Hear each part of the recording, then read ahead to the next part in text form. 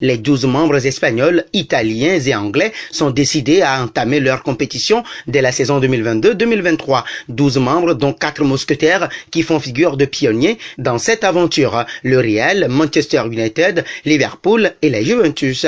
Mais pourquoi la création de la Super League? L'élément déclencheur et accélérateur du processus aura été incontestablement la crise sanitaire et ses retombées économiques. Certains grands clubs européens, Barça, Inter, ont vu leurs recettes des jours de match diminuer de façon spectaculaire. Amputés d'un tiers de leurs revenus, ces clubs sont virtuellement s'ouvrir à d'autres équipes afin de créer leur propre compétition. Il est actuellement imaginé un système de 15 membres permanents avec 5 autres clubs invités issus d'autres ligues nationales. Les instigateurs du projet attendent des nouvelles des clubs français et allemands. Rappelons que le projet n'est pas de se substituer aux compétitions domestiques, mais bien de sortir du schéma actuel de la Champions League, même réformé et élargi dans un proche avenir. Et en se calquant sur un modèle existant, car c'est le cas depuis 2000 en basket avec la création de l'Euroleague organisée par l'ULEB, l'Union des ligues européennes de basketball, et non par la FIBA, la Fédération internationale. Florentino Pérez s'est exprimé pour la première fois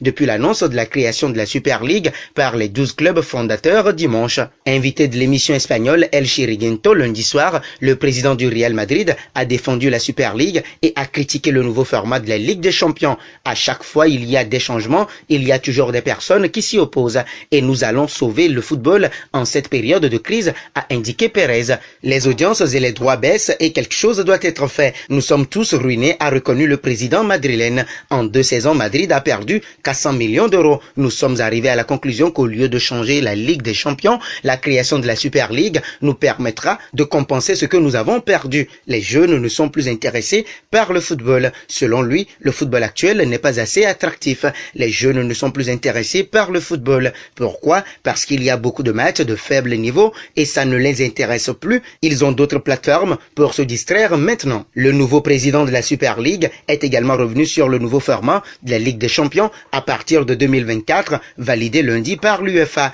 Il y aura de moins en moins d'intérêt si nous continuons avec la Ligue des Champions. Le nouveau format est absurde. Nous serons déjà morts en 2024.